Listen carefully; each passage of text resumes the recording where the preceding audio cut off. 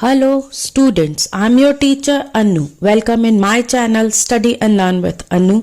बेटा आपका ये थर्ड टॉपिक है water. Let's start with it. Water is a vital renewable natural resource. Water क्या है? वाइटल मतलब बहुत इंपॉर्टेंट. हमारा रीन्यूएबल का मतलब क्या होता है? जिसे ना आप क्रिएट कर सकते हैं और ना ही आप डिस्ट्रॉय कर सकते हैं. मतलब वो जितना है वो उतनी क्वांटिटी में ही वो हमेशा रहता है. 3/4 of the earth's surface is covered with water. जो हमारी धरती है उसके ऊपर 3/4 जो पोर्शन है उसमें क्या है? पानी है. It is therefore appropriately called the water planet. इसीलिए इसको water planet कहा जाता है. It was in the primitive oceans that life began almost 3.5 billion years back. ऐसा माना जाता है बेटा कि जो 3.5 बिलियन ईयर्स अगो जो लाइफ है वो समुद्र में पहले स्टार्ट हो गई थी. और ये इतनी अर्ली लाइफ है, हम लोगों से बहुत पहले की लाइफ है. Even today the oceans cover 2/3 of the earth's surface and support a rich variety of plant and animal life. आज भी जो ओशंस है, जितने हमारे समुद्र हैं धरती के ऊपर, उसमें बहुत सारी वेराइटी ऑफ प्लांट्स और बहुत सारी वेराइटी ऑफ एनिमल्स रहते हैं. क्योंकि आपको इतना तो बेटा पता ही होगा कि जो समुद्र होता है उसके नीचे भी क्या होता है? जमीन होती है. और उस जमीन पे बहुत वेराइटी के जो पेड़ पौधे वहां पर पाए जाते हैं. The ocean water is however saline and not fit for human consumption. जो ओशन जो समुद्र का पानी होता है वो सलाइन होता है, मतलब वो नमक वाला होता है और उसे हम पी नहीं सकते, उसे हम यूज नहीं कर सकते हैं. Fresh water accounts for only about 2.7%. जिसको हम यूज कर सकते हैं वो फ्रेश वाटर होता है और वो जो इस धरती पे अवेलेबल है वो 2.7% है. मतलब आप सोच सकते हैं कि हमारी जो धरती है मेन पानी से बनी है, वो 2/3 हमारी जो धरती है उसमें पानी है, लेकिन उसका सिर्फ 2.7% ही है जो यूजेबल है, जिसे इंसान यूज कर सकता है. और उसका भी nearly 70% of this occurs as ice sheets and glaciers in Antarctica, Greenland and mountain regions. जो 2.7% है उसका भी जो 70% हिस्सा है वो कहां पर है? वो अंटार्कटिका में है, ग्लेशियर्स में है, मतलब हमारी पहुंच से बाहर है वो. Due to their location they are inaccessible. हम वहां तक पहुंच ही नहीं सकते, मतलब हम उसको यूज नहीं कर सकते. Only 1% of fresh water is available and fit for human use. सिर्फ वो 2.7% का सिर्फ 1% है जिसको हम यूज कर सकते हैं. It is found as ground water. ये कहां पर मिलता है? ग्राउंड वाटर में मिलता है, सरफेस वाटर में, रिवर्स, लेक्स और water vapour in the atmosphere. और जो हमारे जो वातावरण में जो वाटर वेपोर होते हैं उनमें ये जो सब है पानी है वो अवेलेबल होता है. Fresh water is therefore the most precious substance on earth. तो इसीलिए बेटा ये जो अर्थ के ऊपर सबसे जो इम्पोर्टेंट जो सब्सटेंस है वो क्या है? Fresh water. वो जो 1% है वो बहुत इंपॉर्टेंट है हम लोगों के लिए. Water can neither be added nor subtracted from the earth. ना हम इसको प्लस कर सकते हैं, ना ही हम इसको वाटर को माइनस कर सकते हैं. It's total volume remains constant. इसकी जो वॉल्यूम होती है हमेशा कांस्टेंट होती है, बिकॉज ये जो है जितना पानी जैसे सोखेगा, धूप सोखती है, फिर वो पानी वापस आ जाता है, तो ये सब एक कांस्टेंट है, ये चलता रहता है. यही वाला इसे क्या बोलते हैं? वाटर साइकिल बोलते हैं इसको. आप लोगों को पता है ये. तो इसके थ्रू जो पानी है वो हमेशा चलता रहता है. Its abundance only seems to vary because it is in constant motion. हमें ऐसा लगता है कि पानी बहुत सारा है क्योंकि उसका constant motion है. वो हमारे सामने दिख रहा है कि बारिश आ रही है, पानी तो है, बहुत सारा पानी है, तो हमें ऐसा लगता है कि इतना सारा पानी है. पता नहीं क्यों बोला जाता है कि पानी नहीं है, पानी नहीं है, लेकिन जो पानी हम यूज करते हैं वो पानी बहुत कम है. और इसका जो cycling through the oceans, the air, the land and back again, जो मैं आपको बता रही हूं कि आपका जो वाटर साइकिल है ये उसी के बारे में बात हो रही है कि कैसे समुद्र से पानी जो है वो धूप ऊपर लेके चली जाती है, फिर बादल बनते हैं, बादल जब भारी हो जाते हैं तो बारिश होती है. This is what called water cycle. Through the processes of evaporation, precipitation and runoff, this is you already know is referred as the water cycle. आपने अपनी previous classes में भी ये सब पढ़ा होगा कि what is water cycle, और अब आप अपनी screen पे भी ये सब देख रहे हैं.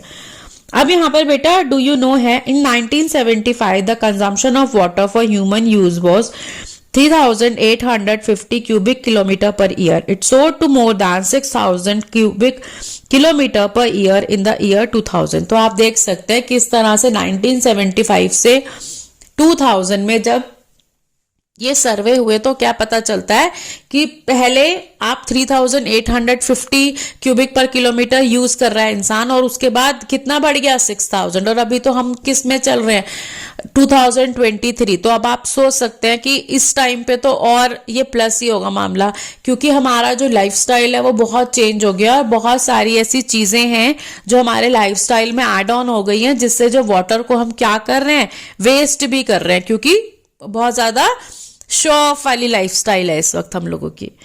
नेक्स्ट, डू यू नो में a dripping tap waste 1,200 litres of water in a year. जो हमारे घर में कई बार क्या हो जाता है, पानी टैप जो है खराब हो जाता है और टप टप टप टप पानी गिरता रहता है, और हमको लगता है जरा सा पानी तो है, टप ही तो कर रहा है, पर आप सोचिए वो टप टप करता हुआ पानी ही 1,200 लीटर्स वो पूरे एक साल में वेस्ट कर देता है.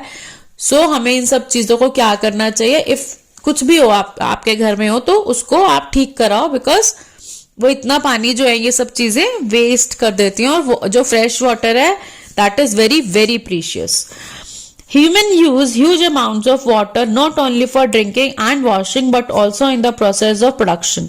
जो इंसान है वो पानी सिर्फ पीने के लिए या कपड़े धोने के लिए, या जैसे हमारे घर में और भी जो हमारा खाना बनाना है, पोछा लगाना है, उसके लिए यूज नहीं करते, प्रोडक्शन में भी यूज होता है पानी बहुत सारा. वाटर फॉर एग्रीकल्चर, पानी खेती को सींचते किससे, पानी से सींचते हैं. इंडस्ट्रीज में जनरेटिंग इलेक्ट्रिसिटी, बहुत बड़े बड़े डैम बनाए जाते हैं पानी जिससे जो इलेक्ट्रिसिटी को जनरेट किया जाता है उसमें. Through reservoirs of dams are the other usages. Increasing population, rising demands for food and cash crops. As you know इस वक्त हम नंबर 1 है अपनी जनसंख्या के मामले में, हम चाइना को भी पीछे छोड़ चुके हैं. तो हाँ, उसमें क्या है, जब इतने सारे लोग हैं तो उनको खाने के लिए ऑब्वियसली बात है फूड चाहिए. फूड की जो डिमांड्स है वो दिन ब दिन बढ़ती जा रही है, कैश क्रॉप्स की डिमांड बढ़ रही है. तो इंक्रीजिंग अर्बनाइजेशन, शहरीकरण हो रहा है बहुत ज्यादा, and rising standards of living. और लोगों का, जैसे मैंने आपको पहले भी बताया, आज जो हमारी लाइफ है वो बहुत, पहले की लाइफ लोगों की बहुत सिंपल हुआ करती थी. आज का जो लाइफ स्टाइल है वो बहुत ज्यादा हाई हो गया है लोगों का, हर एक का लिविंग स्टैंडर्ड बहुत ज्यादा अब लोग अपना हाई कर रहे हैं. आर द मेजर फैक्टर्स जिसमें leading to shortages in supply of fresh water. इससे क्या हो रहा है, पानी की कमी हो रही है. क्यों हो रही है पानी की कमी? Either due to drying up of water, क्योंकि जो इतने बड़ी बड़ी जो लेक्स होते थे उन सबको ढक ढक के वहां पर क्या बनते जा रहे हैं, मल्टीपल स्टोरीज बिल्डिंग बनती जा रही हैं. तो उससे क्या हो रहा है बेटा कि जो पानी है उसको जगह चाहिए ना आने के लिए, तो वो तो मिल ही नहीं रही है. जो बारिश इतनी हो रही है तो पानी फिर इकट्ठा कहाँ पर होगा.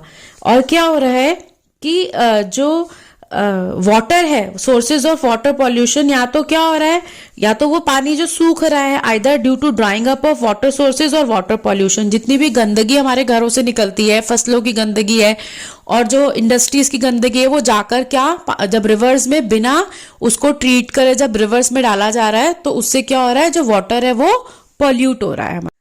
इसमें बेटा एक्टिविटी दी गई है. An average urban Indian uses about 150 litres of water every day.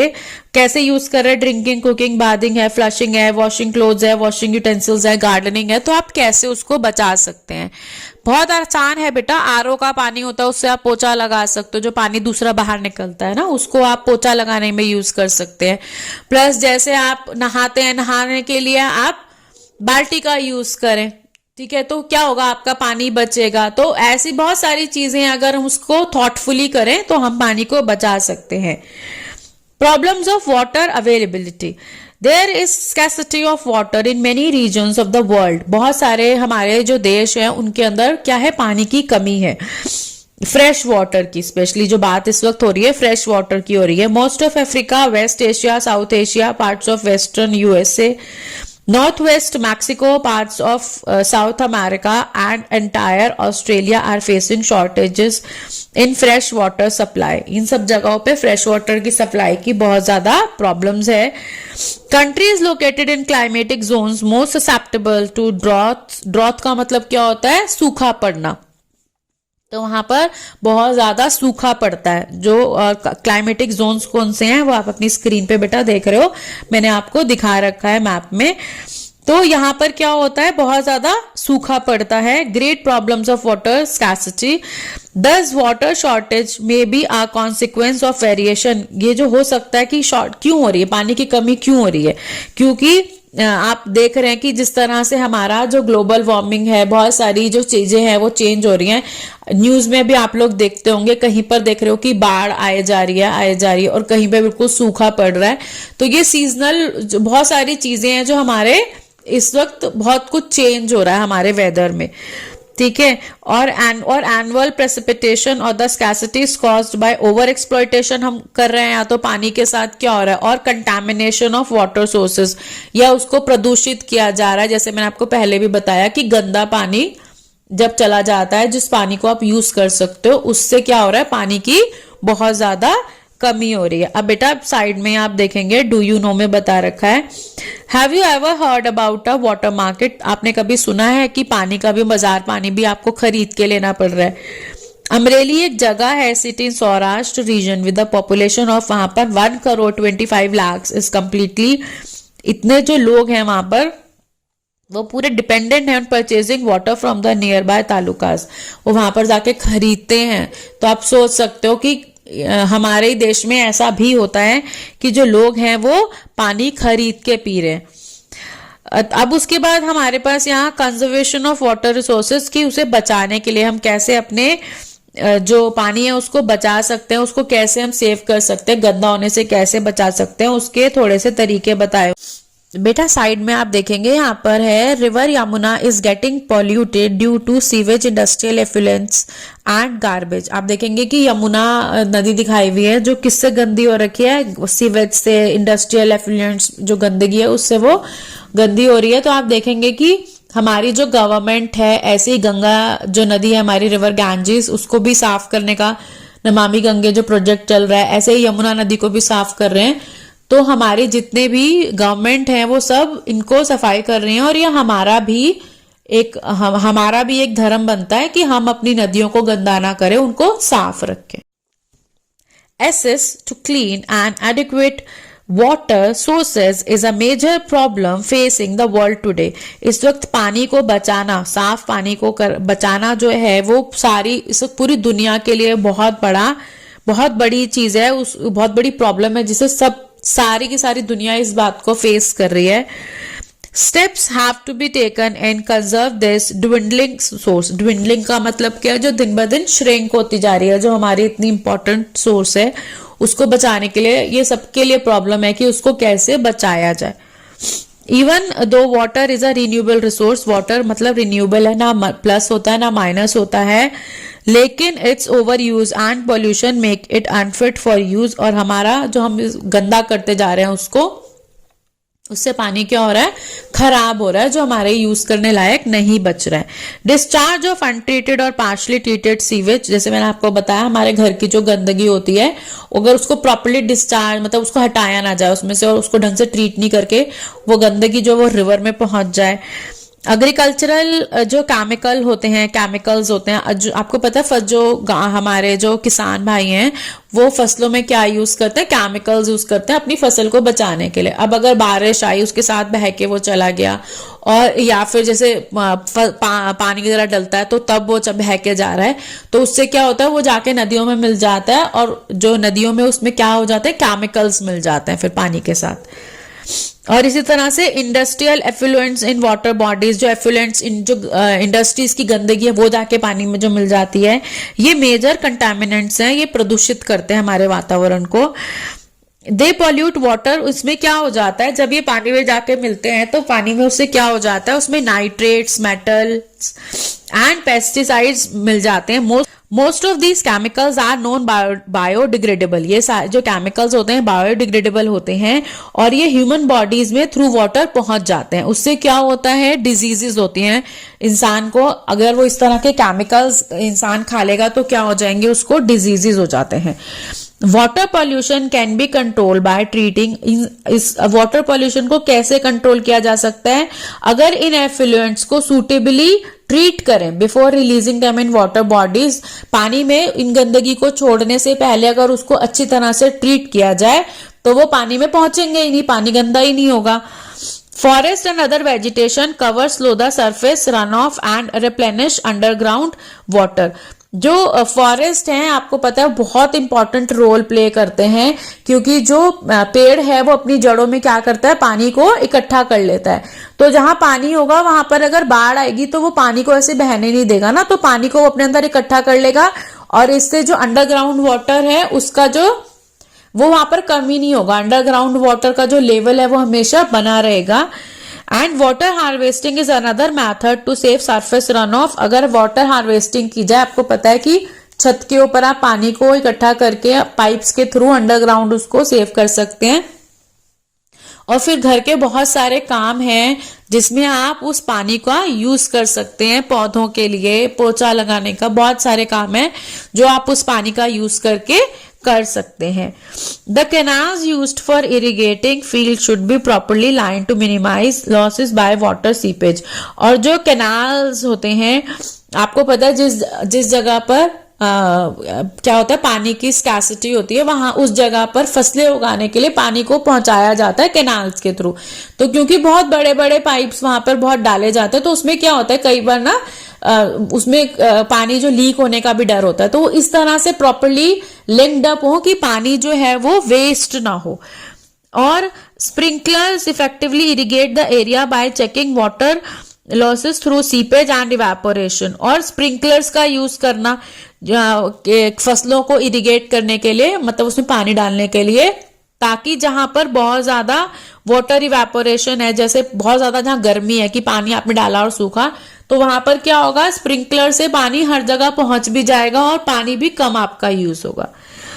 और आप बेटा ये सब अपनी स्क्रीन पे भी देखो, मैं आपको ये सारी चीजें दिखा रही हूँ। In dry regions with high rates of evaporation, जितने भी ड्राई रीजन्स होते हैं जहां पर बहुत ज्यादा सूखा, बहुत ज्यादा गर्म है, ठीक है, हाई वहां पर जहां पर हाई रेट्स ऑफ इवेपोरेशन है, ड्रिप और ट्रिकल इरिगेशन वो बहुत यूजफुल होता है वहां पर। जैसे राजस्थान का हमारा एरिया हो गया।